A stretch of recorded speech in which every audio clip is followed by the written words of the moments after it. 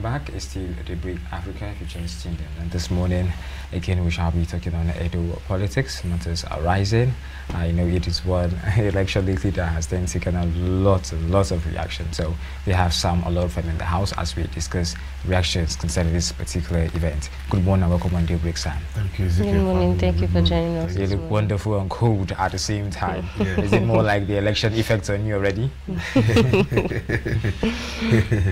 Well, Ezekiel, Edo election has come and gone, but it's like the controversies that happened after the election is still causing a lot of national debate. Whether the election was free and fair. You know, we've had a lot of issues even from the political parties that took part in that particular election, particularly the 3 major political parties in that particular election: the PDP, the APC, and the Labour Party. And we've had a lot of allegations about how some people, big whips in some political parties, how they tried to play some games in that election.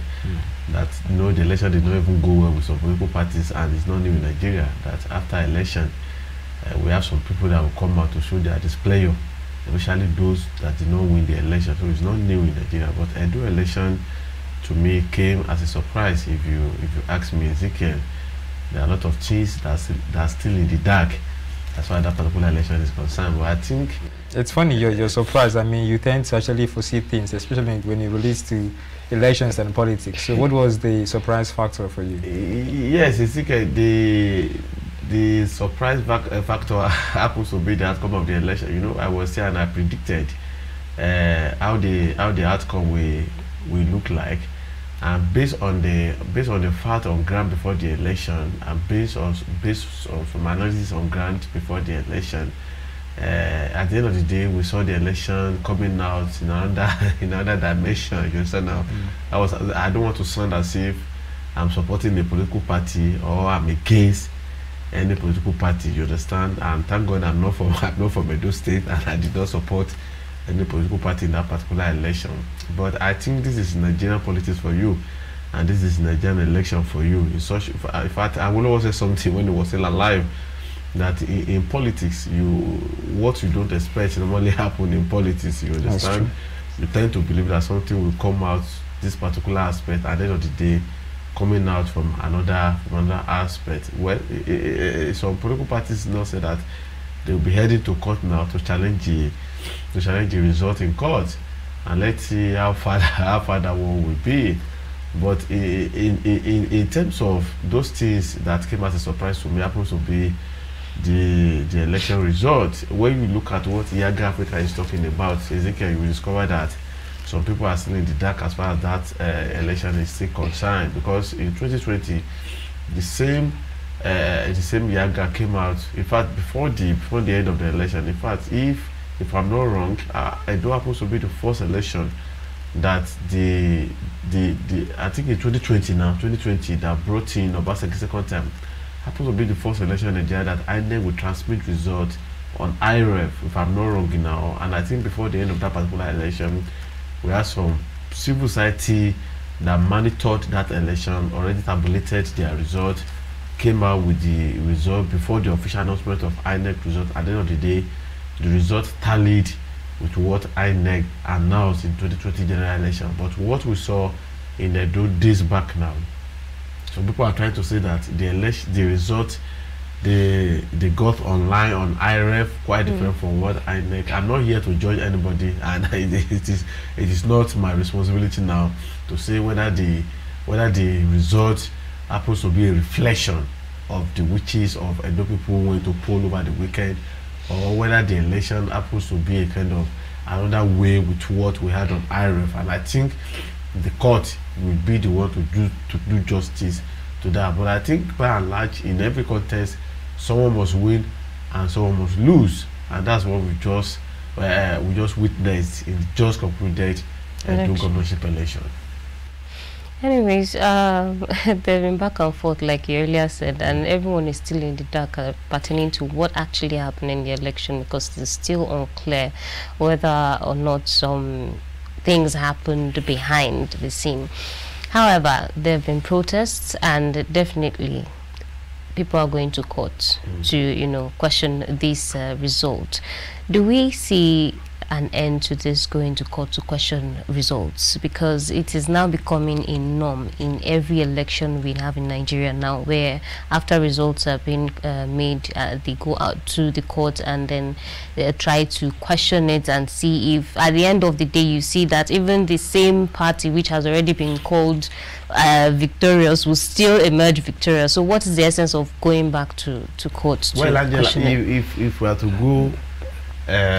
go with what happened in the judge governorship elections in Nigeria. That was 2023. I'm not talking about that of Edo. You know, last year we had some states who had elections who were to elect their governors, like Lagos and another state, apart from off-season election. You see that all the governorship elections that were challenged in court last year, you know, down to the Supreme Court. Supreme Court upheld all the governorship elections. We did not see any upturn of any of the governorship elections that were challenged in court during 2023 governorship election, and that has been the fear of the people, that are we working towards in such a way that you go to court to challenge any governorship election in court. At the end of the day, the court will try to go with what INEC had earlier announced, that this is the governor, this is the person that won the election, so we have nothing now to do about that. But let me go back to your question, Angela.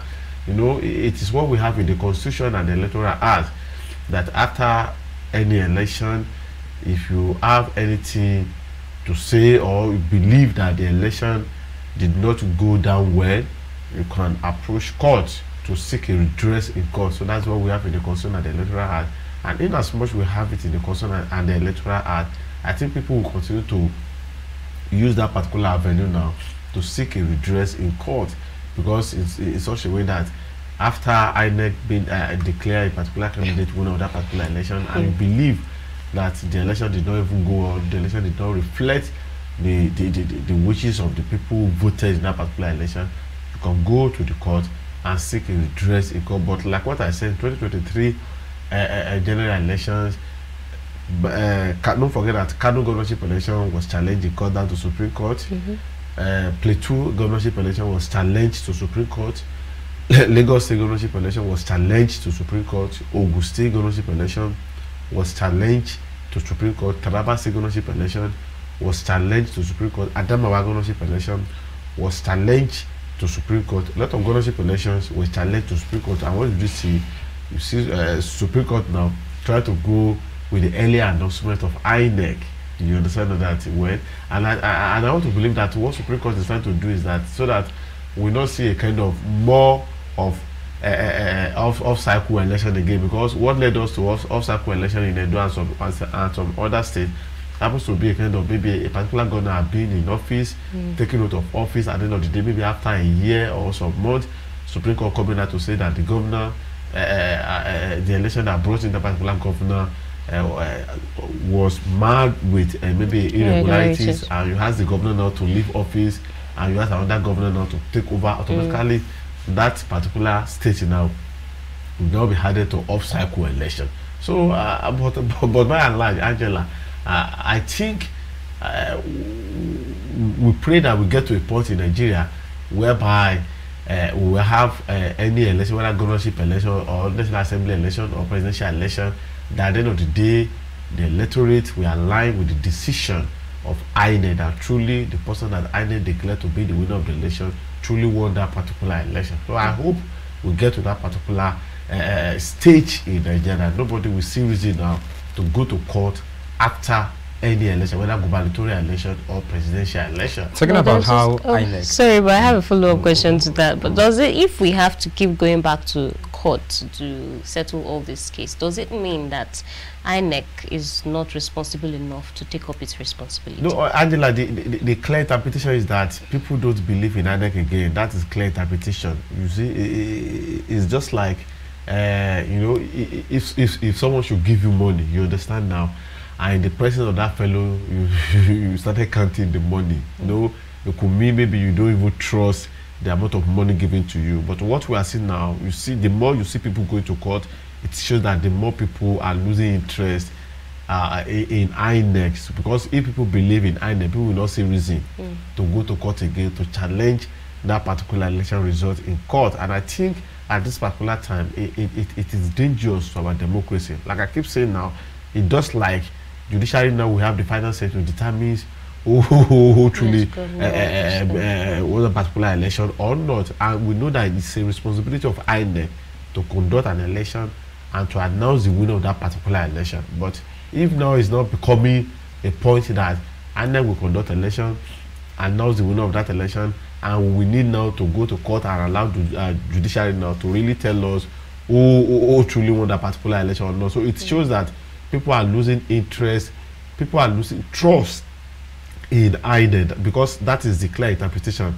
Angela, because people doesn't believe INEC again, that okay, you declared this person as a winner of the election, but we don't trust your judgment. You understand now?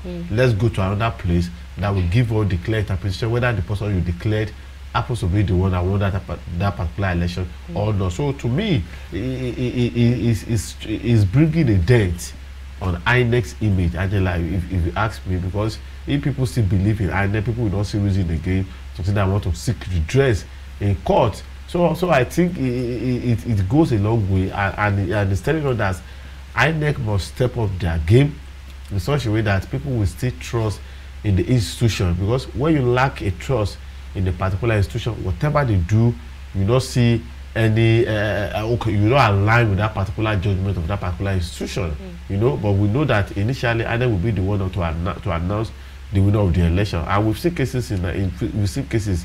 Plateau, for instance, in the last general election, don't forget that the former Minister of Labour and Employment, who happens to be the former governor of Plateau State, you know, contested for senatorial election, but INEC did not declare him as the winner of that particular election. He went to court, and at the end of the day, court now declared him to be the winner of that particular election, and that was why he left the federal cabinet under President Bola Ahmed Tinubu to now resume at the National Assembly as a senator from Plateau State Senatorial District. So that is what we've been seeing. And don't forget that in the last election, we saw a lot of elections that were upturned by court, not governorship election, no, majority of the National Assembly election and State House of Assembly election, they were upturned by court that, okay, you people, INEC declared you to be the winner of that particular election, but after carrying out our own assessment and after all the due diligence, we discovered that you did not win that particular election. So that is why we find ourselves in Nigeria today, and I think INEC must start now to step up their game and to restore the confidence between the electoral system and the electorate who normally come out on the election day to vote. Because in the Edo election, we've had a lot of people now try to raise a kind of allegation against INEC. Like I said, it is not my whole responsibility now to say whether INEC was free or whether INEC conducted free and fair election in Edo State or not. I don't have that power now to say that truly the election in Edo was conducted free and fair under INEC. I don't have that particular power, but I think by the time they go to court, those who are saying they are going to court, by the time they go to court, we see whether that particular election was conducted under a transparent atmosphere that reflects the wish of the people. Well, we're still talking about INEC. Comparing between the elections, last weekend election, and that of Kogi State, do you think they did lots better? They may not be perfect, but do you think they did better than what actually expired in Kogi State? Yes, Ezekiel. Apart from the election result that is now generating a lot of controversy now, other aspects now, I think we can give kudos to INEC in the area of logistics. Even though in Kogi election, I think some polling units opened very late, you understand now, and due to the issue of understanding between the INEC and Transport Union, who will be the one to convey the electoral materials to some polling units, because as at 7:40 a.m. In Kogi, less than 45% polling units already opened. You understand? In fact, we saw some polling units that did not even open till around 10 a.m. that particular election, where voters were waiting for INEC officials to come and set up their electoral system in that particular polling. So at the end of the day, INEC told us that the EU came up between them and the road transport union workers who will be the one to convey the electoral materials to various polling units. And Ezekiel, apart from that, I think all the beavers deployed by INEC worked perfectly in this particular election. 5,000 beavers were deployed to do election, and all the beavers worked perfectly. And those who operated the beavers online, what we saw in Kogi governorship election, we saw where some ad hoc staff now were unable not to operate beavers that led to delay in accreditation and so on and so forth. We did not see that in Edo. And apart from that, even the IRF worked perfectly in Edo. As at 8:50 on that particular election day, about 91% of the election result already uploaded on INEC IRF on that particular election day. So I think in terms of logistics, Ezekiel, we can give pass mark to INEC in that particular Edo election. They did excellently well. But the only area that's generating, is the outcome of the result, and the result announced by INEC. That has been the only, causing a lot of controversies now in the Edo governorship election. But in other areas, as Ezekiel, we can give kudos to INEC for working perfectly in Edo governorship election.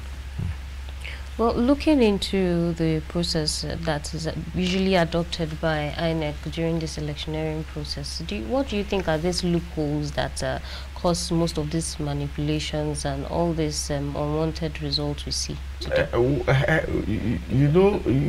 Over time, Angela, people have been indicting INEC that there's this tendency for INEC to start trying to be in favor with a power that be in government and so on and so forth. But if there's no time we conduct election in Nigeria, that some people will not come out to show their display in that particular thing, especially those who do normally win the election. You see them coming out to say a lot of things about INEC and so on and so forth. And people have been, if I don't forget that before I do election, some people raised EU that the wreck in Edo State happens to be a cousin to a particular Minister of Federal Republic of Nigeria, that they need to change him and so on and so forth. In fact, some people raised EU before the election that they did not believe in INEC, that did not believe in the judgment of INEC at the end of the election, and that's what we've been seeing now after the election. So I think INEC has a lot to do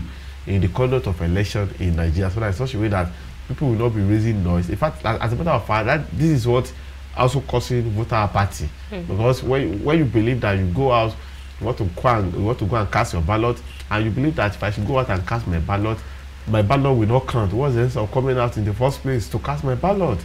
So it is one of the things that also attached to INEC, not limited to a Edo election now, to other elections in Nigeria. In fact, let me shock you, Angela. You see that in 2012, the election that brought in Oshiomhole the second time, we had about 40-something% voter turnout in that particular election. In 2016, the election that brought in Obaseki the first time in Northwich, from 40% voter turnout, it moved to 35% voter turnout, dropped drastically. In 2020, the election that brought in Obaseki at the second time in office moved the voter turnout moved from 30-something% now to 24%. In the last election in Edo, 23% came out to vote in that particular election. So it shows that people are losing more interest in the electoral system. People doesn't believe again that their votes normally count when they come out to cast their ballot, and that's why we've seen a lot of drastic reduction in the voter turnout. Voter apathy does not only associate with you or with violence on the election day. People tend to incite the fear that I don't want to come out on the election day, I don't want any problem, they say at home. But in the you of believing in the system, that's exactly what's causing voter apathy again. Because when you believe that at the end of the day, the process will not be free, will not be fair, will not be transparent again, people will see reason not to come out on the election day now to cast their ballot. And that's what we've been seeing over time, the year of reduction in the voter turnout in the election. Now, when you look at the same Edo election, according to AREYOU, 2.6 million registered voters, only 2.2 million PVCs collected in that particular election. And at the end of the day, less than 700,000 came out to vote. And where we had about 2.2 million PVCs collected, less than 700,000. And out of the 700,000 that came out to vote, about more than 30,000 votes were recorded as void. You see now, doesn't count. So I think we still have a lot to do in our electoral system, and year in, year out, we keep amending our electoral act in such a way that it will give us a kind of election that will reflect the wish of the electorate. So I think there's no way we conduct election in Nigeria that people will not have anything to say about INEC. In the last general election, presidential election, don't forget that the major two political parties that contested the election with the ruling APC now, you know, they dragged the matter down to Supreme Court, and at the end of the day, I think they did not even happy with INEC. In fact, they indicted INEC to have worked with the ruling party in power in Nigeria today. So there's no how the process will come that INEC will not be indicted in one way or the other. But what I'm saying is that it is time for INEC now to start raising the bar, you see now, above all these allegations at the end of the day. Can we have an election in Nigeria in such a way that nobody will come out to raise any allegations? Can we have an election in Nigeria that nobody will come out to have a different opinions with the decision of INEC? So I think that's the step now we should be working towards in this particular election, Angela, and the subsequent ones. If we tend to have low turnout in our electioneering process in Nigeria, don't you think it will have a long-term effect on Nigeria at some point? No. In fact, let me shock you. The election that brought in Professor Soludo, the governor of Anambra State, Angela, less than 7% of the electorate came out to vote in that particular election. You could imagine where less than 7% of the electorate came out to vote to elect their governor. So it's having negative effect on our electionary system in Nigeria. That how can we keep having low voter turnout? In the last presidential election in Nigeria, 2023 presidential election, despite 90-something million registered voters, despite 80-something million PVCs collected, it happens to be the election that we recorded low voter. 23% of people came out in that particular election. You can go to data and find it. And that's in the last presidential election. Only 23 Nigerians came out to vote in that particular election. So it will keep having negative effect on our electoral system in Nigeria, where you see people that doesn't come out on the election day to vote, to cast their ballot. And this exercise, Angela, is supposed to be a kind of exercise that people will be willing to come out on the election day now to cast their ballot. It's supposed to be an exercise where people will be looking towards that, okay, election is coming, I must go out and cast my ballot. But it's like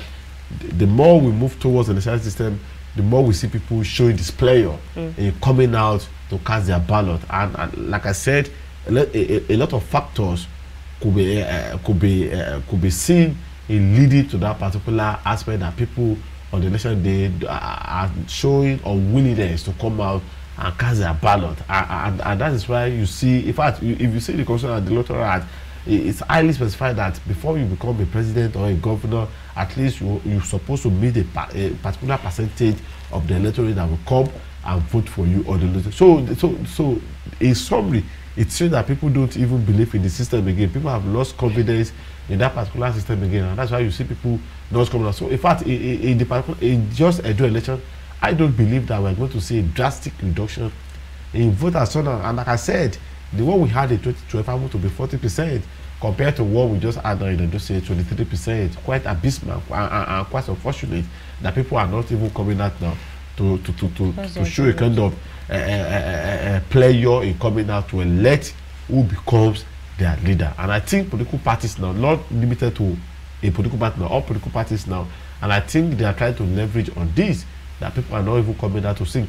And we keep saying that, where is the NOA in all this? Because they are supposed to be the one now trying to pass out information to the electorate to see the need to come out and vote on the election day. But we don't see much of National Registration Agency coming out before even the election to sensitize people on the need for them to come out on the election day to cast their ballot.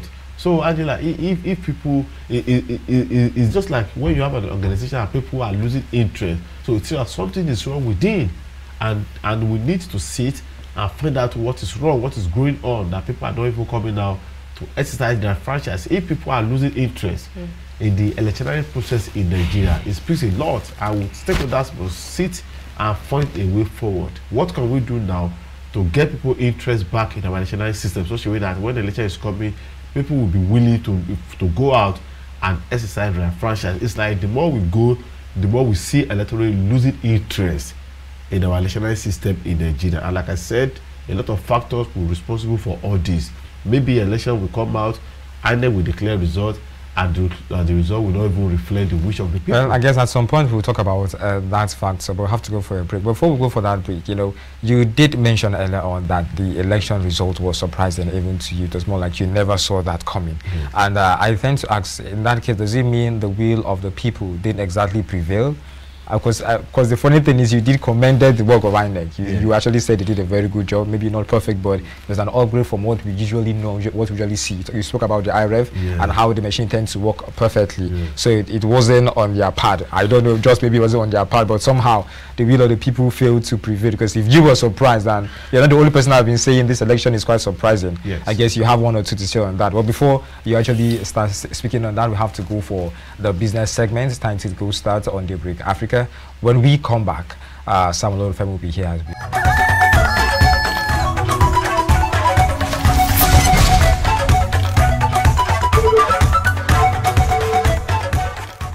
That was Go Start a segment on Daybreak Africa. Now, before we left for that package, we were talking about the outcome of the elections. We were saying maybe the will of the people did not prevail, because at least we know we have a winner. But many tend to believe it was not as expected. So it came with a lot of elements of surprise. So I'm willing to ask at this point now, open to actually understand what went wrong.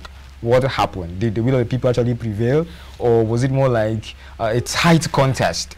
Well, Ezekiel, let me start from the last one. It was a keenly contested election, whether you like it or not. Even among the three major political parties, the PDP, APC, and the Labour Party. The last time I was here, I talked about there's going to be 2 horse race between the PDP and APC, and we saw it 2 horse race, PDP and APC. Ezekiel, on the issue of whether the will of the people prevail, I may not have the right now. Oh, you did say you were surprised. Exactly. So it simply means you had someone in mind you believe would be the winner, and something happened. I may not have the right now to say whether the will of the people prevail or not in that particular election. Ezekiel, you said that maybe we should leave it to the judiciary to interpret at the end of the day whether the will of the people prevail in that particular election or not. But I think after the election, a particular civil society organization that normally monitors election in Nigeria came out, these are not my words, the words of Yaga Africa, to say the results were manipulated.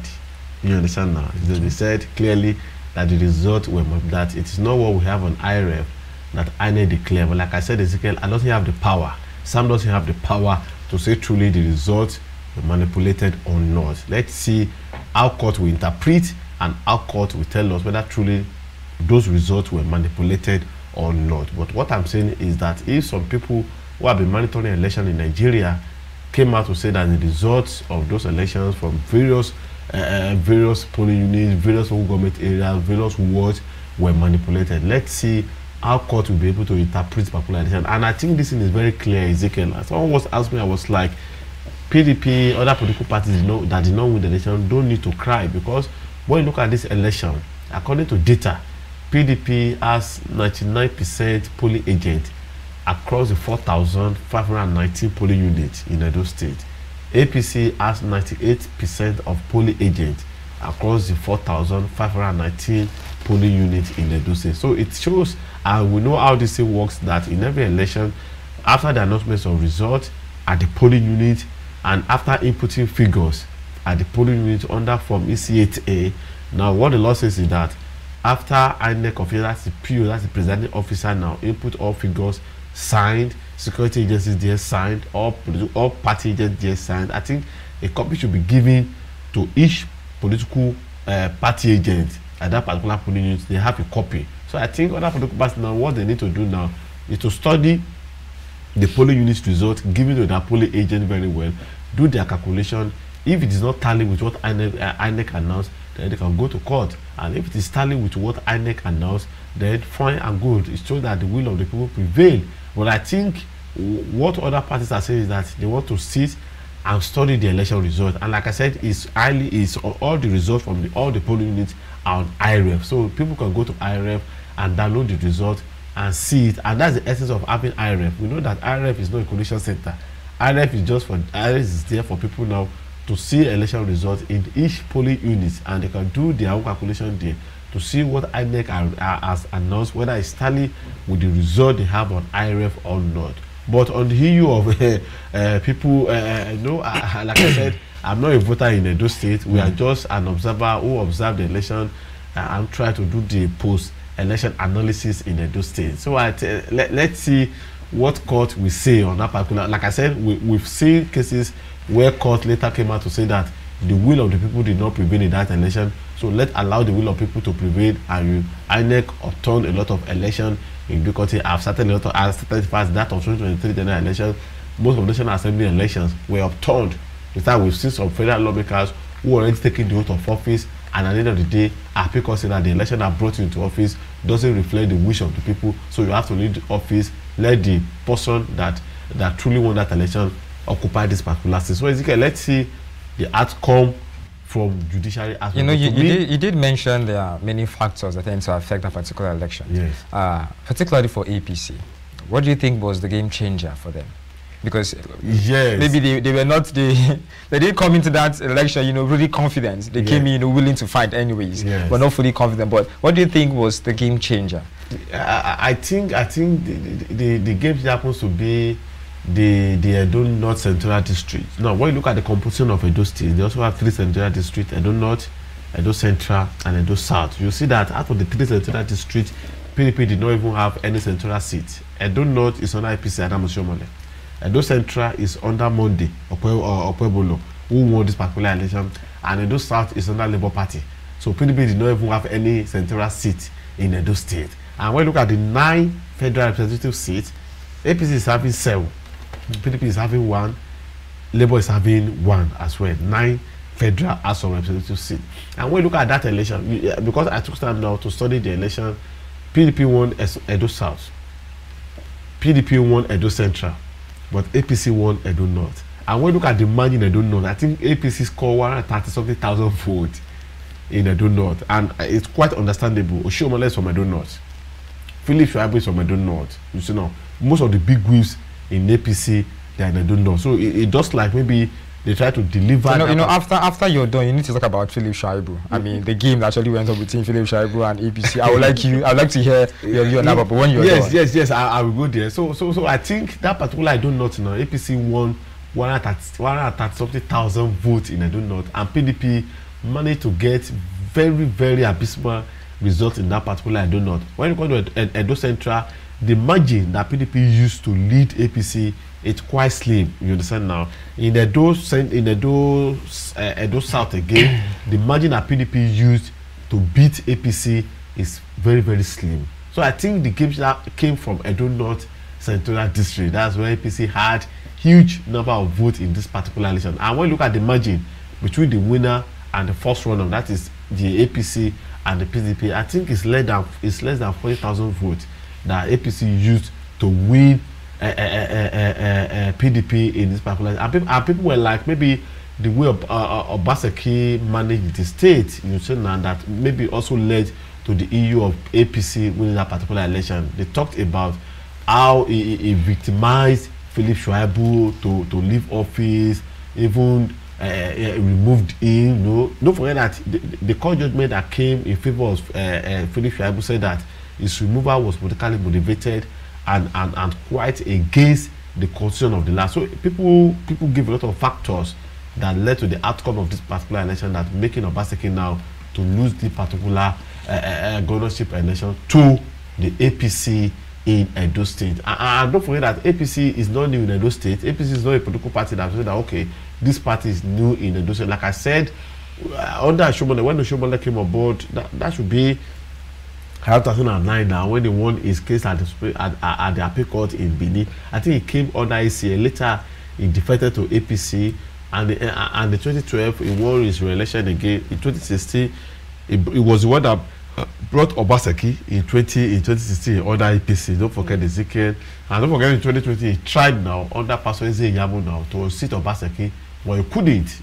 That was when Obaseki moved to the APC in 2020. So I think people are saying that it was one now that really played a key role in this particular election that brought him the candidate of the APC to win this particular election. So I think Edo North played a key role in this particular election. And when you look at the registered voters in this election, Edo South has the highest registered voters in this election with about 1.2 million registered voters, followed by Edo North with around 600 registered voters, and followed by Edo Central with around maybe 400 registered voters. When you look at the local government areas now, Edo North is having about 6 local government areas, Edo Central having 5 local government areas, then Edo South with 7 local government areas. So I think Edo North played a key role in this particular election to ensure the emergence of the APC governorship. Like I said, Edo North is where the APC candidate secured a large number of votes in this election, about 130,000 votes in this election, Ezekiel. So the Shaibu factor. Yes, Ezekiel, don't forget that after the removal of tribal factors and so on and so forth, later he defected to APC, he left Obaseki in PDP, he moved to APC. Since then, he started campaigning for the candidate of APC in the particular election. As well, don't forget that he also contested the PDP governorship primaries between him and Obaseki that led to parallel primaries between him and Obaseki. And at the end of the day, INEC recognized that of Aswa Ighodalo of Obaseki's faction, and that of Philip Shaibu was put aside, that INEC did not recognize his primary. So since then, Philip Shaibu has been trying to align with APC, and there's something you must understand, Ezekiel. This particular area in Nigeria, people normally show their sympathies to anybody that has been victimized. Don't forget he played out in Ondo State when not the president governor, when he was the deputy governor, and the crisis arose between him and then the late governor Akeredolu. People show a lot of sympathies to the deputy governor. Then now the governor of Ondo State, people like you don't need to remove him. You say, why are you victimizing him? Allow him to become the acting governor. I could remember I was here talking about the Ondo State political crisis. So I think it's like people show a lot of sympathy for Philip Shaibu over his victimization by Governor Obaseki and so on and so forth. So when he finally moved to the APC now, people just tend to believe him and so on and so forth. In fact, the judgment of court, federal court in Edo State, in Abuja State, even again now, let people to understand that Obaseki tried to use his power not to victimize Philip Shaibu, and we saw what Philip Shaibu was saying after moving to APC, that he will ensure that he delivered Edo State to the APC, that he will ensure that PDP did not win that particular election. He said a lot of things between him and Governor Obaseki. And again, people talked about how Obaseki used 8 assembly lawmakers. You said that during the second regime that it did not conduct swearing for some lawmakers in Edo State. I think only 8 lawmakers now did the swearing on that. But so people said a lot of things about him that did not run the state very well. Even his girlfriend that brought him in 2016, Shobale, said a lot of things about him that did not do well. If I don't forget that there was crisis between Obaseki and Wike, and in 2020 Obaseki ran to Wike to allow you to come to PDP, and it was absorbed into PDP. As a matter of fact, Wike was his DG. So again now, no crisis between. So if people said a lot of things about Obaseki, from Philip Shaibu to Adaso Shobale to Yeso Wike and so on and so forth. How he removed Philip Shaibu, brought in another deputy governor. How court tried to restate Philip Shaibu. He did not allow Philip Shaibu to come to his office.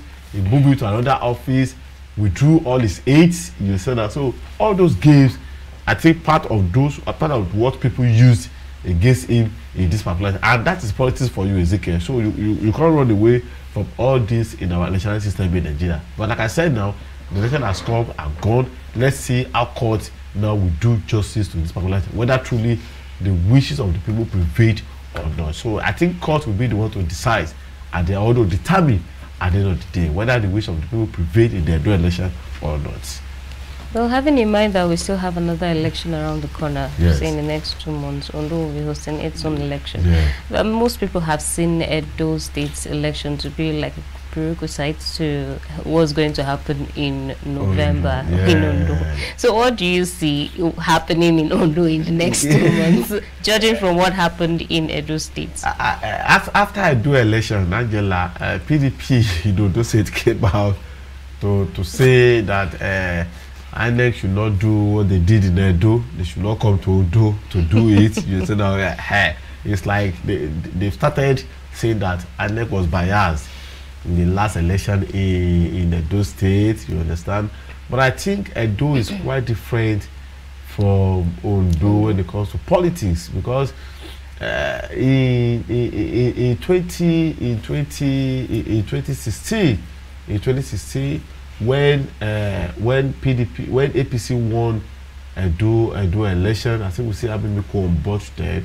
So I think it happens to be because before the Edo election, people were like, the outcome of Edo election will determine what we should be expecting in Ondo election. And people said that they will use INEC performance to judge what we should be expecting in Ondo election. Like I said now, in the area of logistics, we can give that kudos to INEC. They did very well in terms of logistics in Edo State. But I think no matter the logistics, the outcome of the result will be the overall template for INEC performance, whether they've done well or not. And so I think Ondo, I don't believe Ondo election will come as a surprise to me. Yes, I don't believe, because Ondo happens to be my state, Angela, and I've been following Ondo elections since 1999. So I can tell you what will play out in Ondo election. But I think INEC we also need to step up their games in Ondo election. We know, I think we have about maybe 70 or 80 political parties now that will be running for Ondo governorship election. And like I said, also we have 18 local government areas in Ondo State. So I think INEC is done with Edo now. The next attention now is Ondo State. Let's see how INEC will come to Ondo and conduct that particular election. But noise has been going on, even not necessarily between the APC and PDP in Ondo State, because people are trying to say that INEC will come and replicate what they did in Ondo State, and people were like, no, allow INEC now to conduct the election. You don't need to start try to say something or try to predict that INEC will come to Ondo State, we do another thing. Although politically Ondo is quite different from Edo State. Ondo is quite sophisticated when it comes to electoral process than Edo State. So let's believe that after the end of Ondo election, we will not see any court case arising. But since 2007, we'll be seeing court cases in Ondo State. 2007, we will go challenge Daku. In 2012, they did not. In fact, they did not go to court. In 2016, don't forget that the Aketi's election was challenged in court. Even in 2020, his election was challenged in court. So let's see how let's see the preparation of INEC in the Ondo governorship election, and that is what people are saying now. INEC is done with Edo State. Let's see what will play out in Ondo governorship election. That's so people are not saying that the next attention now is in Ondo State. Let's see what INEC will do in Ondo State. But I think INEC should ensure that Ondo election is more transparent, that Ondo election is more acceptable, and Ondo election reflects the wish of the people of the state. Angela, come November 16th, if I'm right now. Well, considering this case is being taken to court, do you see any changes, anything different? In the governorship election? Yes, the governorship election. Well, Ezekiel, it depends how you'll be able to prove your case, even though some people are saying that it's like court doesn't even have any interest again now. Anytime. Yes, no, because when you look at the last governorship election, that's really the general election, like I said now, none of the governorship election results were overturned by court. You know, court has to uphold all the governorship elections. You know, and if you really want to see a more game change in this election, Ezekiel, I think we should do all the post-election litigation before the swearing in. You understand now? What do I mean is that no, the election has been concluded in Edo State by November. The governor-elect will assume office. So and there's no possibility that between now and November all the governorship, all the litigation will be completed. You understand now? So it shows that even if some people will go to court, the governor-elect will already assume office as the governor of Edo State. So it shows that it will be there where some people will be battling with that with court cases. So are we likely to see another thing in such a way that, don't forget that the Kogi election has been upheld by court. Bayelsa election has been upheld by court. In fact, they don't even go to court in Imo State. They allow Opis on Imo now to have his free ride now. But Kogi election was challenged in court by, was it Ajaka, the SDP? Yes, it's challenged that particular election. The court, I don't know if they want to see. We see court now try to uphold the decision of INEC. We saw it in Bayelsa State between the Ediri and the Silva. What did we see? Court now try to go with INEC that, okay, the Ediri won that particular election. He has taken the oath of office, allow him to continue his office. So I think, I don't want to say we are going to see the same thing in Edo or not, but let's see how it will play out. Even though some people are as well now trying to say that, well, judiciary has been bought, but I don't want to believe that judiciary has been bought, Ezekiel. Well, I still want to go back to INEC and procedures and elections in Nigeria. Now, you made mention of the fact that we have actually had reforms when it comes to electioneering process in Nigeria. We have always had one reform or the other in order to, you know, put more like fashion the electioneering process of Nigeria to be one that can be reckoned with. But we still find ourselves in this mix. Does this mean that probably these reforms are too ambiguous for us? Well, Angela, I don't want to believe that all these reforms are so ambiguous for us in this country to conduct free, fair election, that people at the end of the day, people will believe that, well, there's no need to go to court. Don't forget that even before the Edo election, people have been raising a lot of noises in Edo that, no, we don't believe that INEC can conduct free and fair election. People have been talking that we don't believe in the process again, and so on and so forth. Well, look at the reforms that we are doing in our electoral act, and I think the reforms are epic matters, because in fact before the reforms of our electoral act, you can tell how the electoral process used to be in the past, Angela. It's also that it is not the number of registered voters you see in the polling unit that will come in line with the number of vote cast at the end of the day. So I think reforms are paid, but I think we need to do a lot more in this electoral process in Nigeria, because the election in Nigeria, Angela, it's not a child's play. It's a big game in Nigeria, because anytime we are conducting an election in Nigeria, there tend to be a lot of noise even before the election, during the election, and after the election. So I think all these things see borders on INEC. How is INEC conducting the election, and the result and the announcement of election result is also another angle that we need to look at in this particular election. Don't forget that before the last reforms of the electoral act, there's nothing like putting result on IREF. There's nothing like this issue of using BVAS for accreditation. In fact, one of the reasons why INEC introduced BVAS for accreditation, no, before accreditation is being done manually, but now we are now using technology to accredit. After accreditation, you'll be given your ballot paper to go and vote. So it's part of reforms people are doing. Now, number one, the use of multiple voting need to become the thing of the past. But people are not talking about multiple voting now. What people are really talking about now, that the results that INEC is announcing, that is the major issue now that we need to address in our electoral reforms in this country. How we announce election results. Is INEC announcing results based on the vote cast by people, or do we still have some people who still manipulate this? Don't forget that the last presidential election, up to now, INEC is set to come out to tell us what that particular glitch is talking about, what really caused that particular glitch, that they were unable to transmit the presidential election result on IREF. That happened to be the only election that INEC did not transmit on IREF. Other election results were transmitted on IREF. But up to now, INEC is here to come out and tell us that particular glitch, what is about. Does it mean that some people sat somewhere and try to reduce the network of the IREF and so on and so forth? So I think we still continue, and it's not only limited to Nigeria, Angela. And I believe that there's no how we conduct election in Nigeria without people coming to raise objection at the end of the election. Even the last US election that Biden won, Donald Trump raised a lot of objections in that particular election to say that the election was not free and fair. The one we had in Kenya recently that brought in William Ruto was challenged in court. That was Supreme Court. So it's not limited to Nigeria, but we are saying that can we have the process in Nigeria that people will conduct, INEC will conduct election, and people in the election will not see reason now to believe that INEC did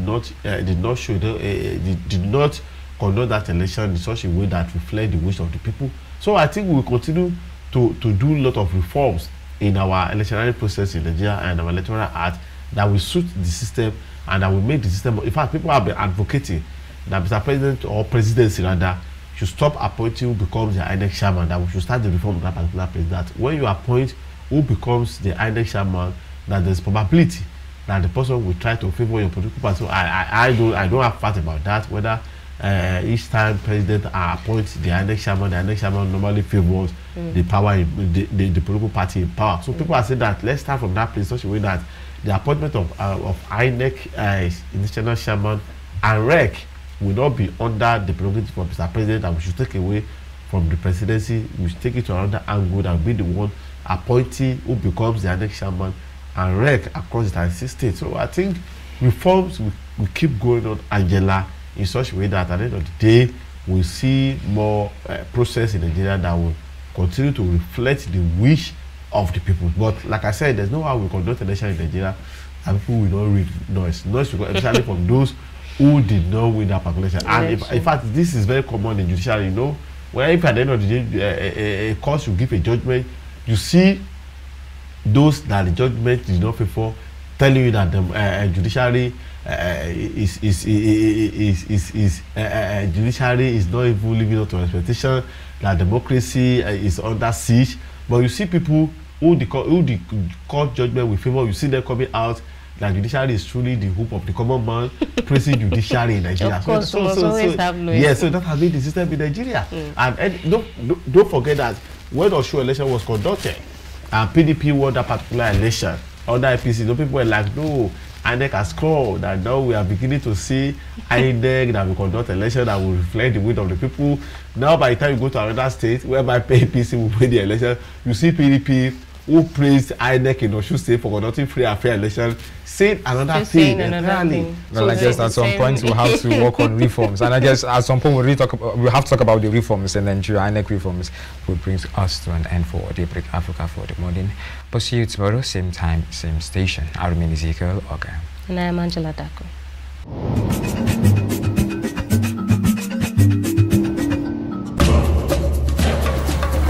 Yes, there is news on your device, but hearing an analyst perspective is the icing on the cake that Daybreak Africa provides. Break. I mean, start your day with prompt analysis of the latest news,